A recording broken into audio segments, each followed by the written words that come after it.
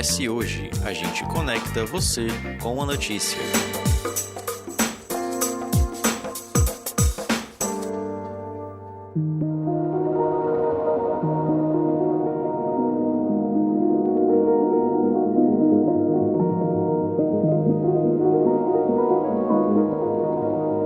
No dia 31 de outubro, diversas comemorações são realizadas. Uma data que celebra o sagrado da Reforma Protestante, o profano e as superstições com o Halloween e as crenças populares do folclore brasileiro com o Dia do Saci. Mas afinal, como se unem e se relacionam coisas tão distintas? Aliás, será que elas são mesmo tão distintas assim? Acredita-se que tudo tenha começado na Idade Média, no contexto de muitas perseguições religiosas. Após esse período veio a Reforma Protestante, que bateu de frente com os dogmas da Igreja Católica lá no início da Idade Moderna. Em paralelo a isso, no Brasil, a cultura popular brasileira se desenvolvia com as misturas das tradições portuguesas, indígenas, africanos, resultando em crenças, lendas e manifestações do folclore nacional, que são a mistura de tudo isso aí. E para a gente juntar todos esses elementos e entendermos como o sagrado, o profano, as superstições, crenças se relacionam, vamos conversar com o doutor em Ciências da Religião, Edebrande Cavalieri, e o professor e especialista em cultura popular e folclore brasileiro, Antônio Carlos Moraes. Sejam muito bem-vindos. Bom, para começar, vamos contextualizar um pouco quem está nos ouvindo sobre essa relação entre paganismo e a Igreja Católica, né? Na verdade, o cristianismo, mas a representação maior que a gente tem é da Igreja Católica como poder, né? Ele sempre bateu de frente, perseguiu esses hábitos pagãos, tidos como profanos também, mas muitos rituais e práticas dessas culturas também foram absorvidas por essa cultura de forma mais ampla, né? Como que isso aconteceu ao longo da história?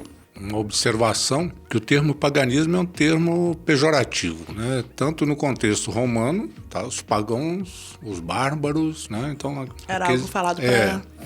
E na Idade Média também o termo é um termo pejorativo. Para as ciências atuais, há uma expressão de positividade em toda e qualquer crença, em toda e qualquer religião. Então, sem essa dicotomia. Agora, o cristianismo, ele nasce nesse contexto extremamente plural do Império Romano, apesar de que em Jerusalém, na Palestina, o judaísmo que imperava, mas fazia parte também do Império Romano. E o cristianismo, ele começa o seu processo de conversão junto, tá, a essas populações mais pobres, de outras religiões, escravos, mulheres, etc. Então, o que o cristianismo faz? Ele não chega impondo, mas ele acaba absorvendo elementos da cultura dita pagã, não cristã. Por exemplo, o Natal era uma festa de outro culto, e aí é absorvido. E a mesma coisa vai acontecendo em relação a um conjunto de outras festas, tá? O cristianismo não chega originariamente, né, se impondo. Então, na Idade Média, a partir do Império Carolíngio, então, o poder da igreja é um poder de Estado. Então, aí acaba favorecendo todo um processo de perseguição e de negação de toda e qualquer cultura não cristã. Então, você cria ali um sistema chamado de cristandade medieval. Então, quem não couber dentro desse mundo de cristandade, desse pacotão, na verdade, ele é excluído. E qual é o cristianismo que vem para o continente latino-americano? É o cristianismo da cristandade medieval, tá? Portanto, quem não professar a fé cristã ou católica, no caso seria católica, tá? Porque também os protestantes não tinham condição de entrar, eram excluídos. Então, as religiões indígenas, os cultos afro-brasileiros, todos eles são excluídos desse mundo, né, dessa cristandade. Então, aqui se constituiu também uma cristandade, entendeu? Então, essa luta, os cultos cristãos e os cultos não cristãos, ditos pagãos, tá? Ele é transposto para o contexto brasileiro, sul-americano, etc. E aí é interessante a gente... Você juntou todas essas datas, porque o protestantismo também vai nascer como herdeiro desse processo de exclusão. E quando você chega aos dias atuais, o pentecostalismo é extremamente excludente, né? exclui qualquer possibilidade. Então, você tem aí, nesse contexto ali, não um contexto de datas que se integram, mas também datas e eventos e cultos e diferenças que se excluem, que se degladiam, entendeu? Então, não é uma coisa simples, homogênea e pacífica, não. E eu acho interessante que, por exemplo, pelo menos no meu olhar leigo, olhando assim, principalmente a América Latina, eu acho que essa luta é bem datada, assim, só que ao mesmo tempo existe muito sincretismo. Se a gente olhar, tipo, não só o Brasil, mas, por exemplo, Cuba com as santerias, assim, que tem os cultos iorubás, mas tem muita coisa do catolicismo e tem uma característica específica da América Latina em relação a esse sincretismo? É que na América Latina a gente vai perceber uma reunião dessas coisas todas, né, que a gente chama de resíduos civilizatórios do mundo inteiro, vai chegando nesse mundo que é o mundo mais novo, né, do ponto de vista civilizatório, né? A América Latina é o mundo mais novo. E quando você percebe, você tem vários povos vindo de todos os lugares e que acata ou adere a esse ou aquele culto, mas tem o seu também, né? E aí é a questão de sobrevivência. Então, todos esses rituais que a gente percebe, Halloween, essas coisas todas, eles partem de princípios educacionais. A forma de você educar o seu grupo precisa de rituais, você precisa de elementos ali que encaminham a percepção do mundo de alguma forma. Você entender as doenças, você entender as tempestades. Traz muitos símbolos e representações, né? Muitas representações. E se você não tiver esse ritual, você não tem educação. A educação ela é feita por elementos ritualísticos mesmo. Entender que até hoje, né, no século XXI, boa parte da humanidade ainda precisa de rituais, de coisas básicas da vida. Se você olhar lá antes da Idade Média, por exemplo, os grupos se organizam basicamente em torno da alimentação, né? Então você faz de tudo para poder ter uma boa alimentação e proteção. Então, porque que parte desse princípio da natureza humana, né? Se eu tiver alimentação e proteção, eu tenho vida. Esses rituais passam por esses processos. De colheita, de fertilidade. Sim, principalmente de alimentação, produção de alimentos e segurança. Dada a fragilidade humana frente à natureza, frente aos outros animais, aquele negócio todo. E de grupo para grupo. Então, esses elementos ritualísticos, eles fortalecem um processo de formação, que vai se espalhar depois, vai irradiar. Alguns grupos aceitam, outros não, e essa resistência vai acontecendo. Então, você perceber que hoje, entender que hoje, no século XXI ainda, a gente tem problema de fome, a gente tem problema para resolver de alimentação para todo mundo, a gente vai entender, né? Por que as crenças, elas são mantidas, né? Elas são mantidas e que uma quer sobrepujar a outra. A forma de você adquirir o alimento, ela vem... Olha, eu posso, por exemplo, igual o movimento do Sem Terra, por exemplo, de produzir um tipo de alimento com método, com um princípio de distribuição, etc. E você tem o outro que diz que não, a gente faz a monocultura aqui, vende commodities, né? A gente vende e com dinheiro a gente compra outras coisas, né? A lógica, né, do convencimento, né? Então é isso. Esses rituais, a América Latina, então, basicamente recebe essas coisas muito já engatilhadas, né? Recebe esses conflitos já muito engatilhados. Já organizados, né? Já organizados. Você vai ao supermercado, aí tem lá batata inglesa. A batata é inglesa, né? Essa batata que a gente come aí no fast food, ela é inglesa, né? Esse é um processo de colonização, né? De extrativismo, né? O europeu chega aqui e leva batata, chega aqui na América Latina e leva batata. A gente vê nas festas italianas a festa de polenta. Desde quando tem polenta na Itália? Mas eles chegam aqui e se apropriam de um elemento e dizem, olha, esse é um elemento de identidade do nosso povo, etc.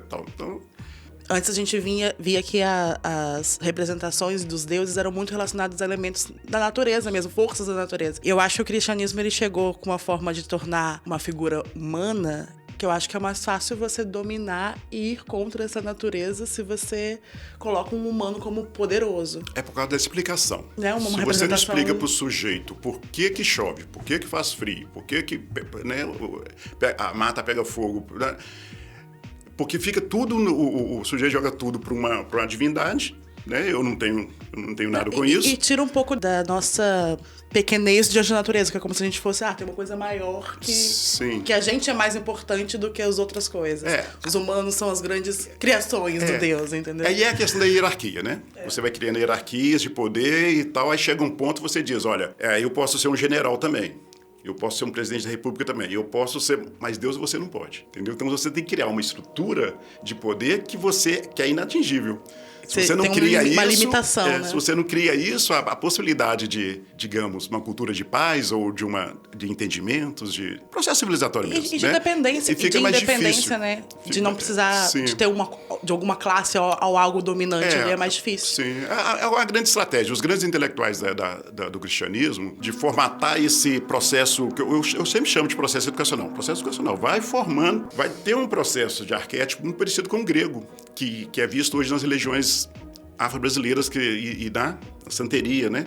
Lá em Cuba, que são os orixás, né? Ou seja, você tem exemplos de qualidades, de defeito, de virtudes, negócio, numa figura só. Tipo assim, não é o bem ou o mal. Não é o bem ou o mal. É tudo uma coisa só. Eu sou mal e sou bom ao mesmo tempo, né?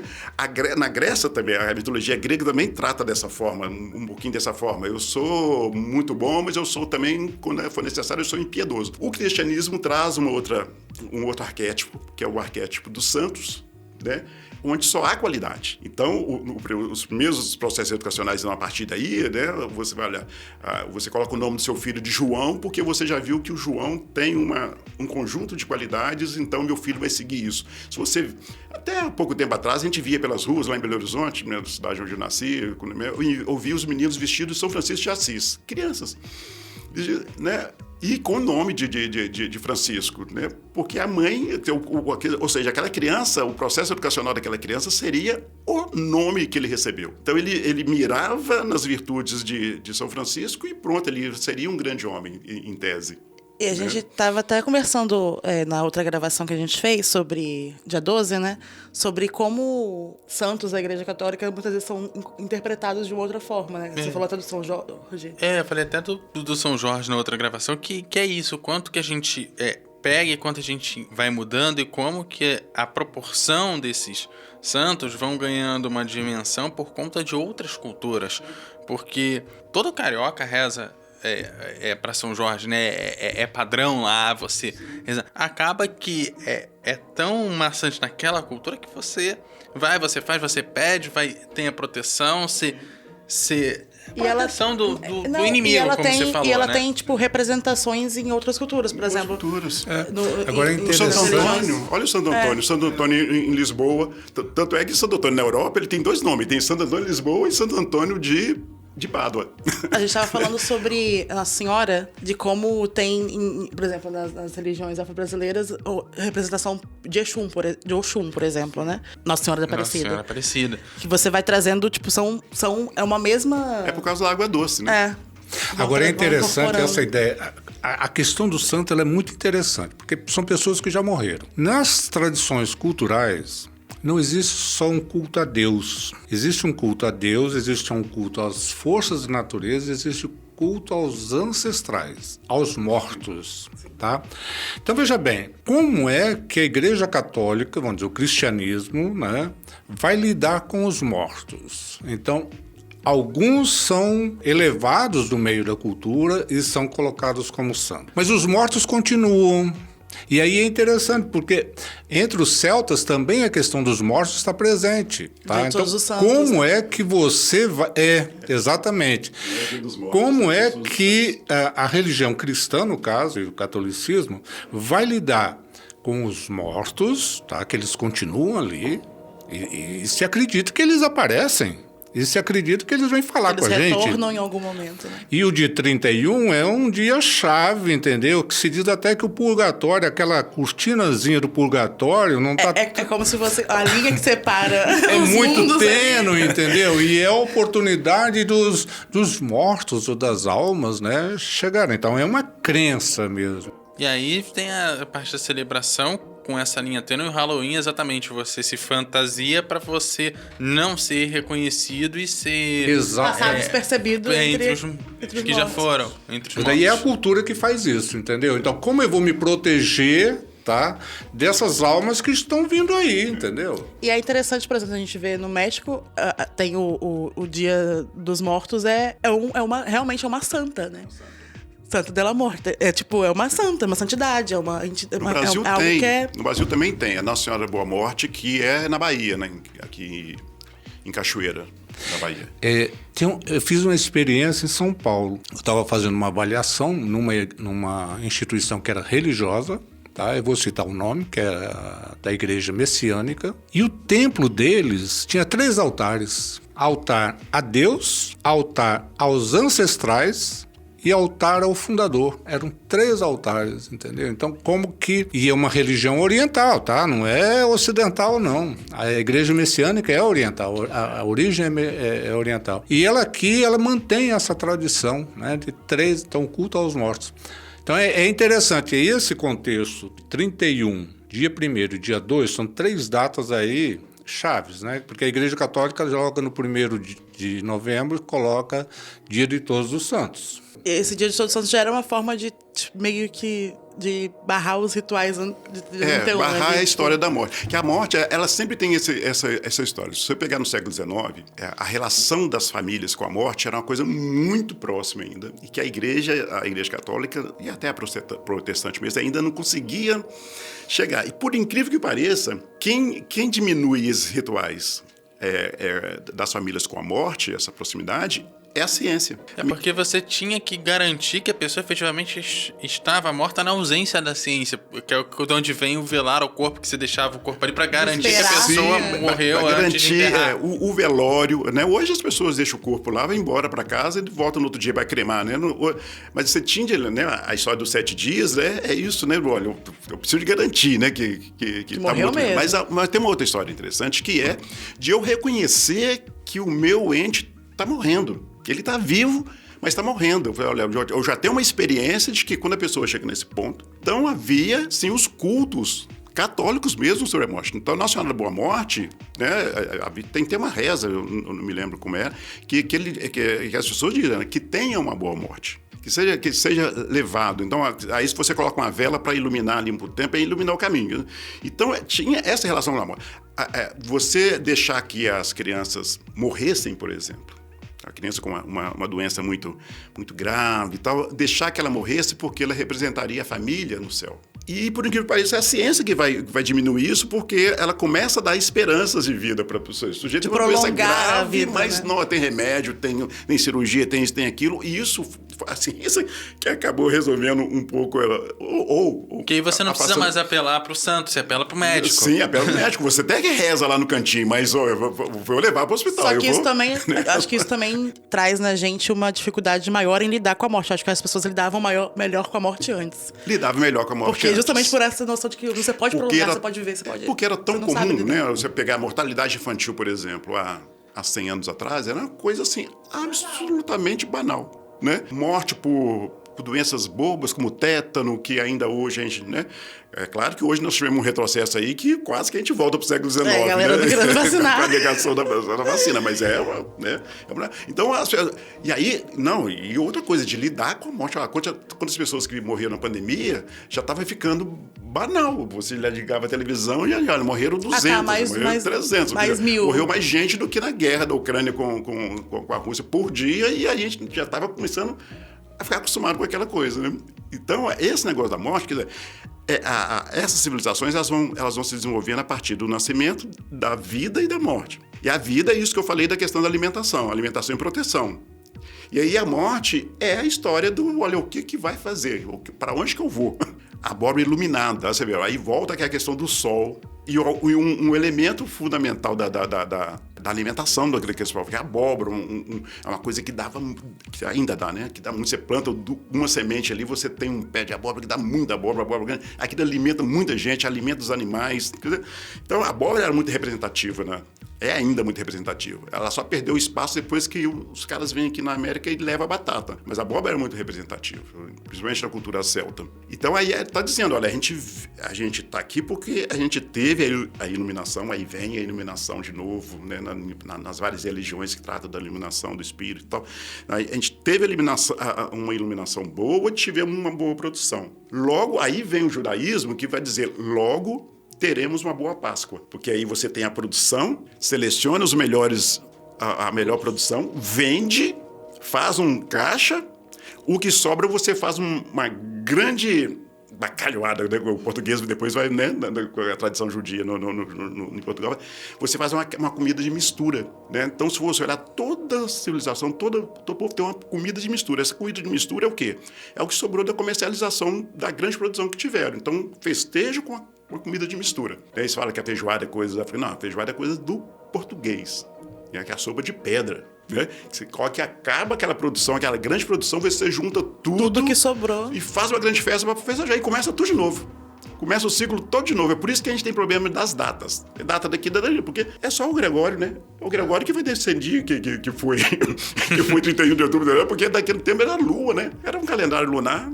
E essa coisa da alimentação é um símbolo muito forte, não só da cultura, mas em muitas religiões também, né? Tipo, alimentos sagrados, assim, é uma coisa... A alimentação é um ponto importante de consagração mesmo, de noção de algum divino, né? É, porque se não tiver alimento, não tem vida. Acabou. Se não tiver sol, não tem alimento. Primeiro, os frutos da plantação, eles eram retirados e eram celebrados. Isso se fazia uma festa da colheita, que era com os primeiros frutos que eles chamam de primícias, né? Faz-se uma grande festa. Isso, o judaísmo é muito forte em todas as religiões. Isso daí é forte, entendeu? Então, porque é uma forma assim, olha, temos comida, né?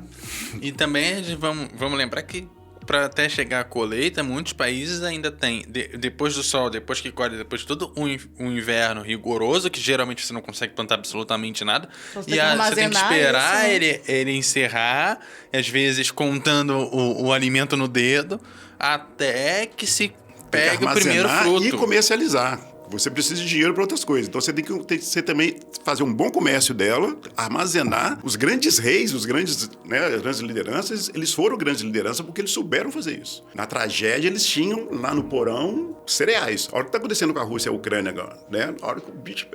Quem é que tem mais cereal para vender? Quem é que tem mais cereal para dar para o povo a hora que esse troço todo acabar? Quando você não entende muito bem aquele calendário de você sai... aniversário de Jesus, daqui a pouco Jesus está morrendo, né? Aquele negócio. É por causa disso. Na verdade, o que manda ali são as estações, que aí se apropriaram de uma festa que era muito popular, porque aí vai começar tudo de novo. Né? Tanto que a Páscoa é contada a partir da lua cheia, eu não lembro qual o número da lua cheia, ou da lua nova, alguma coisa assim. Você marca ali, aí vem os 40 dias da quaresma, e você marca o carnaval em cima que é essa passagem. Quem faz isso é o Gregório, né? O Gregório certo. Ele faz, porque aí, mas só que com lua não tem jeito de você encaixar dias precisos. É por isso que o fevereiro às vezes é 28, às vezes é 29, e você tem E por isso que o carnaval difere também, né? Porque o carnaval é baseado tem em dois calendários, tem um calendário civil e um calendário litúrgico, religioso, entendeu?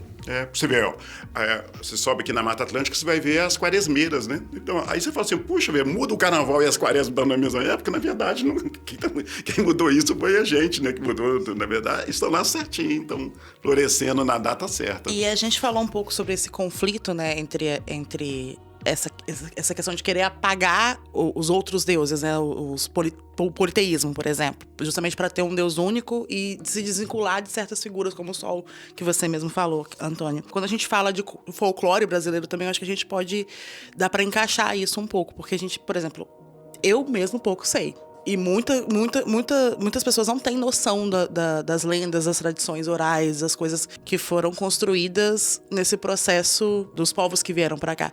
Então, como que a gente pode relacionar esse apagamento e como que a gente pode trazer mais visibilidade para essas manifestações culturais? O nosso folclore, que ele é basicamente europeu mesmo, né? Isso aí porque o folclore é essa peça desse processo educacional fundamental, principalmente num momento que a gente não tinha um processo de educação escolarizada, sistematizado, como a gente tem hoje. Então, o folclore era um elemento de você ensinar as crianças, por exemplo, o que podia e o que não podia fazer. Não tinha um Ministério da Educação, uma escola formar um livro didático. Não existia isso, né?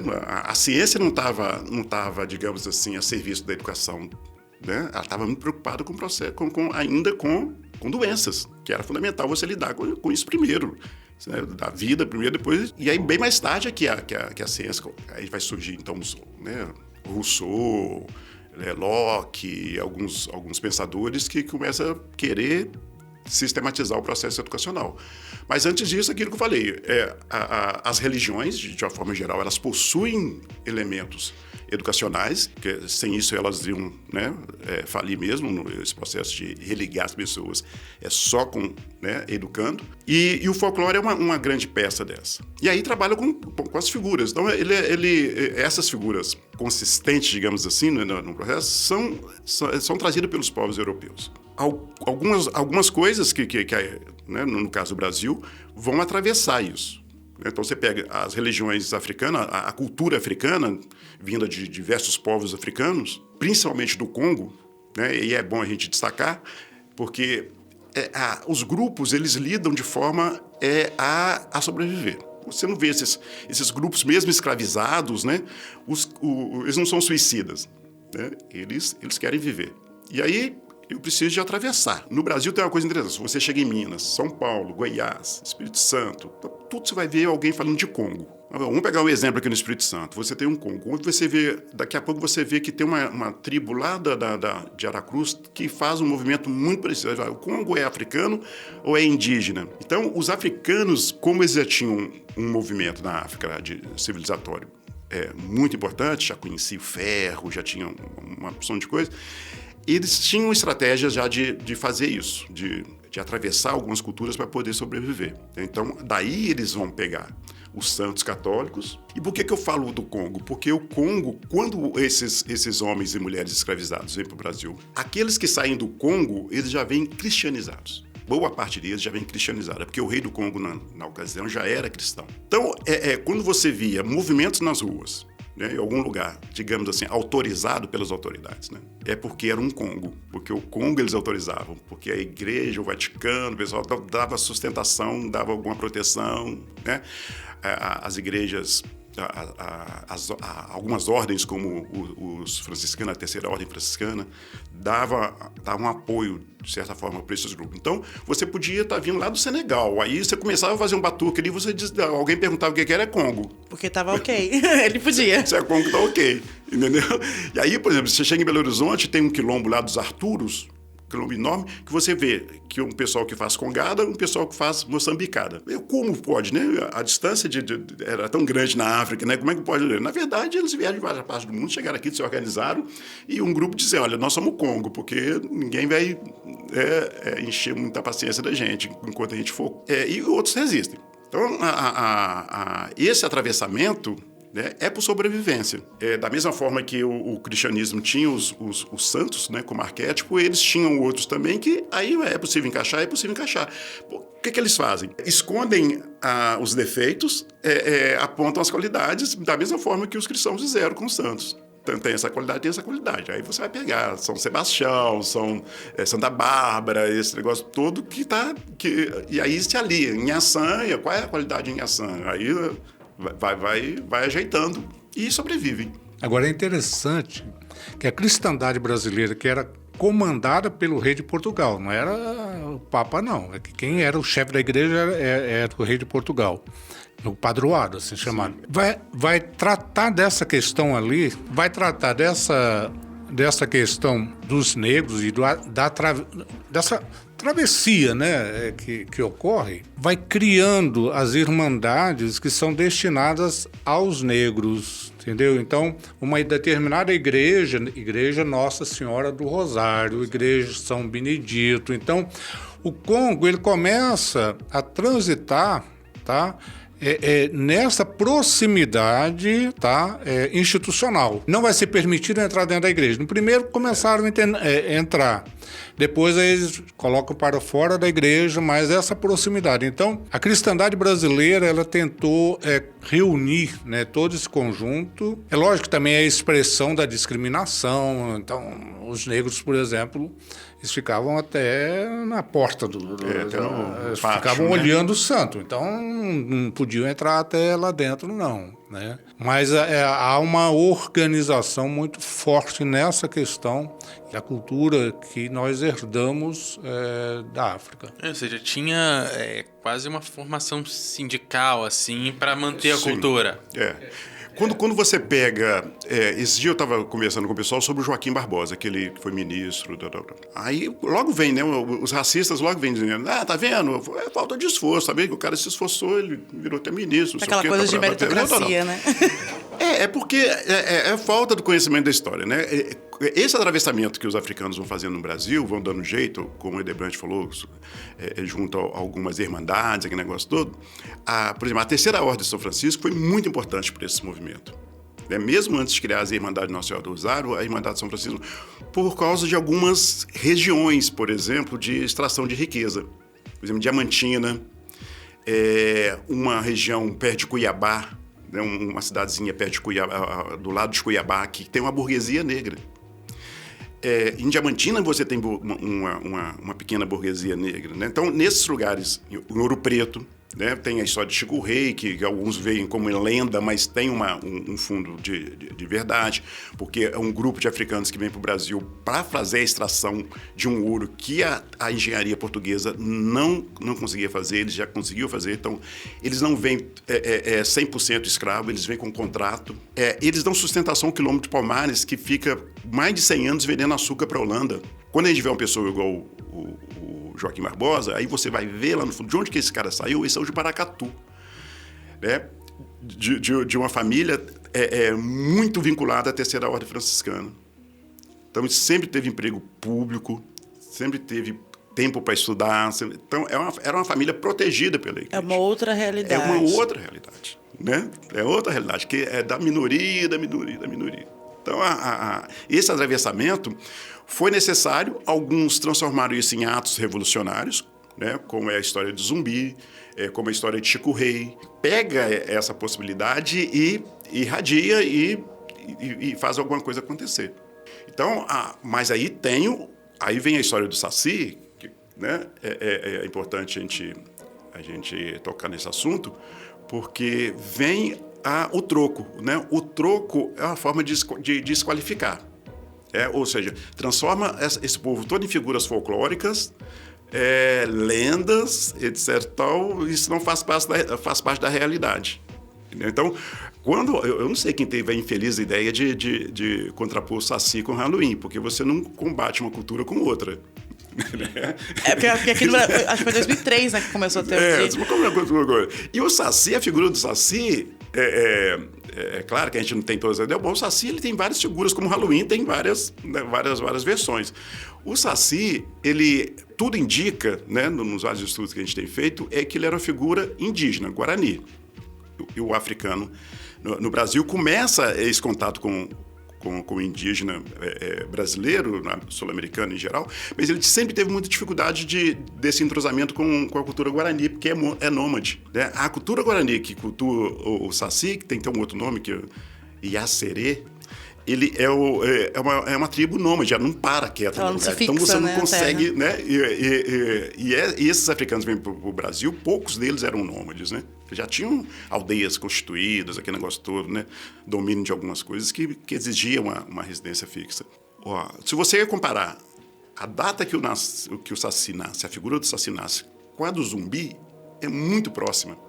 E o Zumbi ganha esse apelido porque ele comandava um grupo que botava fogo nas fazendas durante a noite. Os fazendeiros, para não deixar o restante da moçada acreditar que aquilo era obra de um homem ou de um grupo, jogava para a lenda, jogava para o espaço, jogava para... Então, quer dizer, dizia, é o Zumbi. Será o Zumbi? Né? Depois vem, será o Saci? Aqui no Espírito Santo será o Benedito, porque é uma outra figura que, né, encarna essas coisas, né, de aparecer e desaparecer, assim, né? Até teve sendo carnaval. Porque é isso, que são pessoas habilidosas, talentosas, que têm a capacidade de planejamento, de estratégia de guerra, que negócio todo, que faz. Mas se eu sou um fazendeiro e permito que meus empregados, meus escravos percebam que é possível fazer guerra contra ele, eu vou permitir, tá autorizado. Né? A gente viveu ultimamente isso aqui, né? As pessoas invadiram o Supremo Tribunal, invadiram... É como se você legitima aquele... Todo mundo, né? Todo mundo pode fazer, né? Entra na internet, todo mundo dá opinião de tudo, né? Tá todo mundo autorizado a falar de tudo, atacar todo mundo. Tudo é liberdade de expressão, você pode falar o que você quiser, tá, né? E aí, então, os caras fazem, olha, é preciso jogar isso pro místico. Os jesuítas foram muito craques nesse negócio, muito habilidosos nesse negócio. Eles criavam muitas histórias, muito teatro no processo de catequização. Então eles usavam muitos desses elementos. O Saci, então, vai aparecer para dizer o seguinte, olha, esses caras não fazem guerra, esses caras fazem molecagem. E as outras lendas que compõem o nosso folclore, que não tem só o Saci, tem outras lendas, elas partem desse mesmo processo do Saci ou ainda tem outros atravessamentos, né? A gente fala do Boto, tem o Curupira, como é que eles começam a isso surgir, é tudo sobrevivência e tentativas de melhorar os relacionamentos, né? Ou seja, a humanidade apostou numa vida em sociedade. Só que não é fácil, né? Uma vida em sociedade você precisa de normas, você precisa de princípios, precisa de uma opção de coisa. Então essa coisa quando o individual fala mais alto, ele precisa de um processo educacional mais firme, né? Então, mais consistente. Então, senão você vai espalhar outro, você vai precisar de um outro processo de religação, ou seja, outro processo religioso. Agora é interessante, aquela fala anterior sobre o Saci e o processo que você vai desqualificando, nesse contexto de Halloween, tem a figura das bruxas. E a figura das bruxas, ela perpassa toda a Idade Média, tá? Então, ali você encontra, tá, uma desqualificação do saber da mulher. O conhecimento feminino é feitiçaria. Então, o que você começa a fazer? Você vai demonizar determinadas figuras que aparecem com capacidades muito melhores do que os homens e vai transformá-las em bruxas. E aí vão para a fogueira, vão ser perseguidas, vão ser... Né? Então é um processo cultural e o pior é que até hoje a gente tem isso daí, entendeu? Então a demonização de determinados saberes, determinadas figuras. E ridicularização, né? Ridicularização. A bruxa no Halloween entra nesse processo de ela é ridicularizada, é uma figura ridicularizada. Né? Bota nariz grande, ela é enfeiada, né? Como se fosse uma coisa ela é ridicularizada, ruim. Né? Ou seja, você sabe que isso acontece hoje, né? Por exemplo, eu ouvi uma fala de um professor que ele diz o seguinte, olha, eu não vou em festa sindicato, que festa sindicato só dá mulher feia.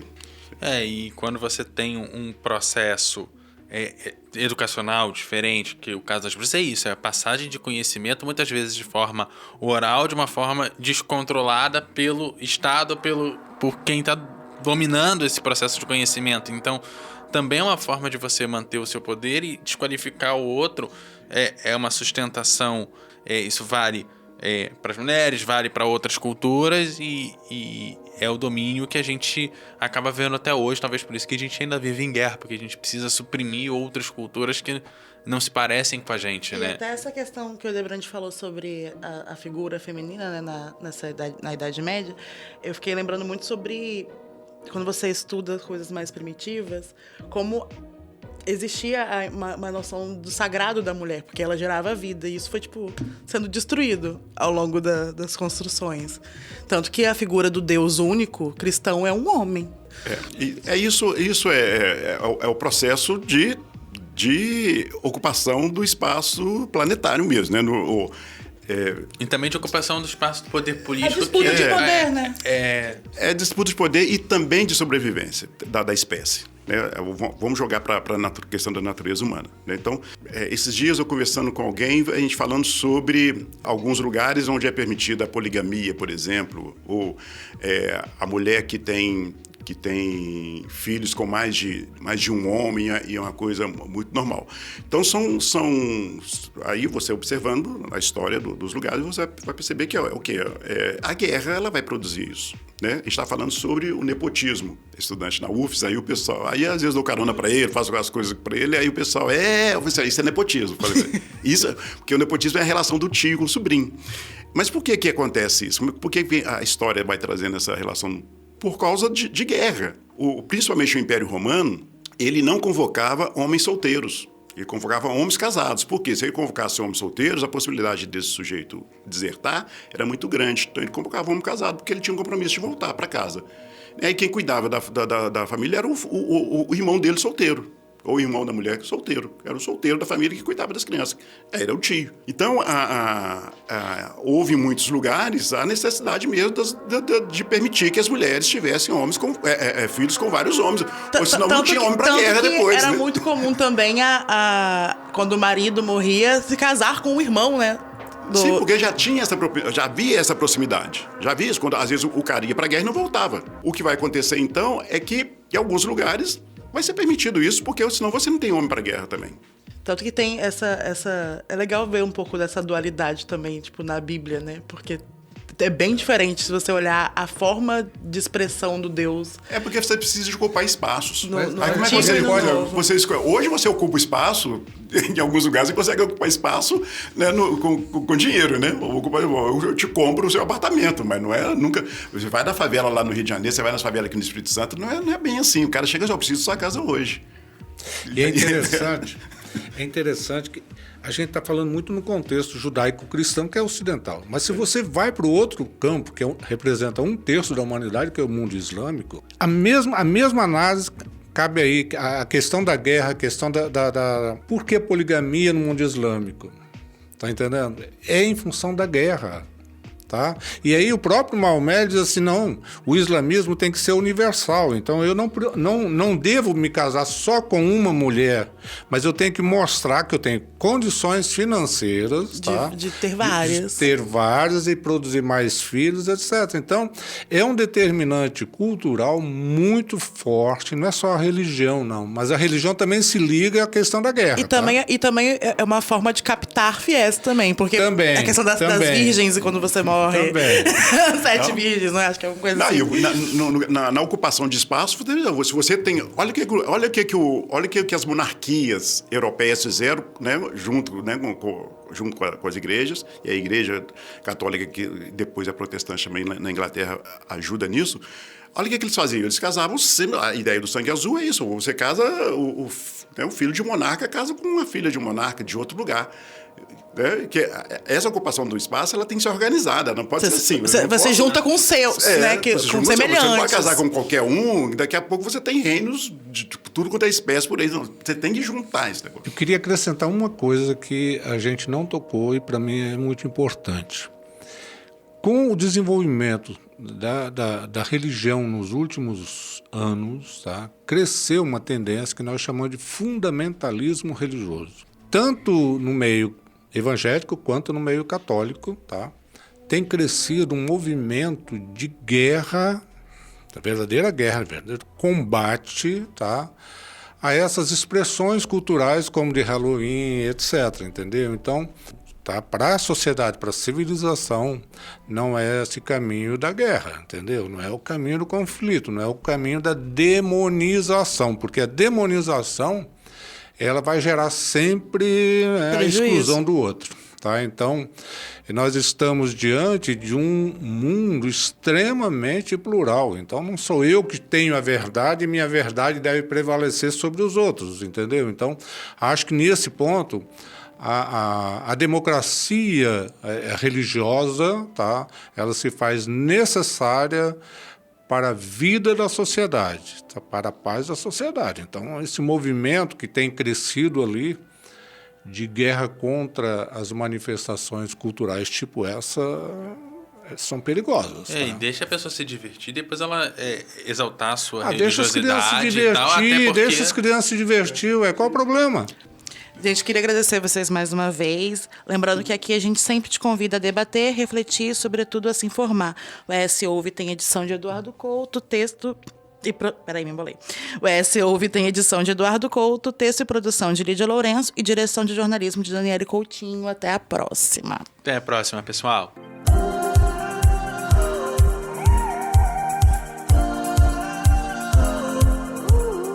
Deixe seus comentários em eshoje.com.br.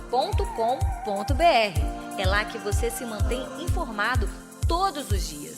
Nos siga também nas redes sociais e em nosso canal do YouTube, @ESHoje.